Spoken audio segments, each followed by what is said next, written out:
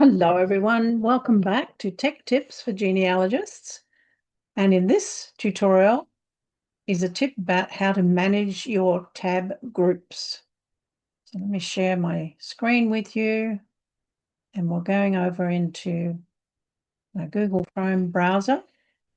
And if you recall from the previous tip, we set it up so that when we go into Chrome, it will automatically open up my Roots Tech and my Ancestry page, both of which are waiting for me to log in or sign in.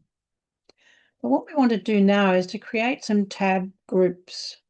You can see a collection of those that I've created already in the different colors along my tab bar. Let me show you my AI toolkit. When I click on a tab group, it automatically opens up a set of tabs that are already pointing to each of my favorite AI tools. This is taking just a little while to come into view, pushing it through Zoom. So at the beginning, we've got Google Gemini. We've got actually two Google Geminis. Don't need both. Get rid of that one. And then Perplexity is coming in. We've got Notebook LM, Prompt Cowboy, ChatGPT, and Claude. Now, you may not have as many of these AI tools in your toolkit, but you can do the same with any of those that you use frequently. So it's now loaded up most of them, and I can simply go to each one and begin to use them. It just takes a few seconds for me to then log in, but it's already there on my desktop. To close it, I just click the tab group and they collapse. So that keeps my browser tab groups neat and tidy. But how did I create the group? Using our three dots again over here on the right-hand side. This time go into tab groups in your all of the different options for the Chrome browser. And you'll see that there is a shortcut to it to create a new tab group. It's called Alt, Shift, and the letter P.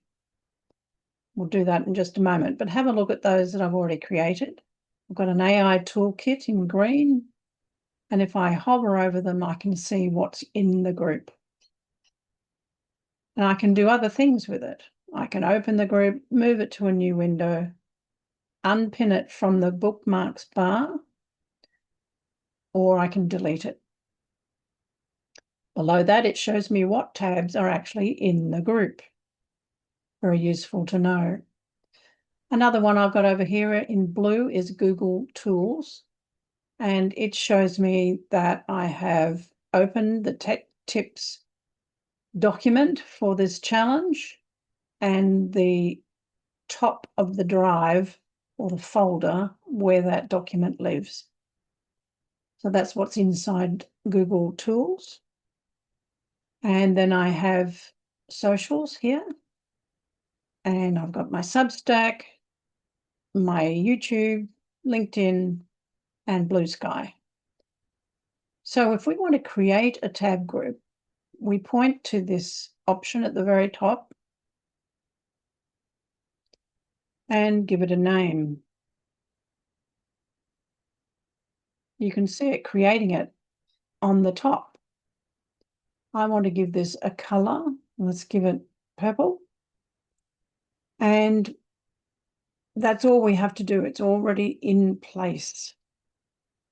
So click out of that. And the next step will be to put in place a URL that I want it to put into that new tab group. So for example, I can pull in Ancestry and I can just drag it so that it's inside the purple area. I can then add in another link. Let's say it's going to my website.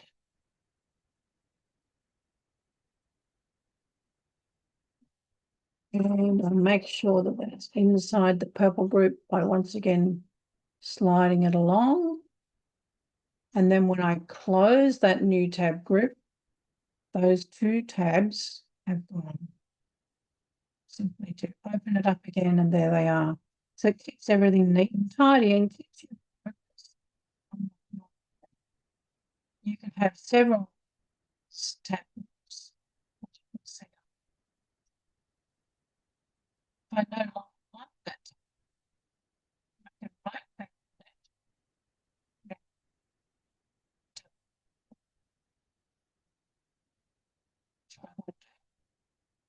Like so. So that is tip number 2, which I've called the tab groups. It's really taming those tab groups for you and making sure that you have a neat and tidy desktop ready to do your research. I'll be back again with tip number 3 and wish you luck in organising your own tab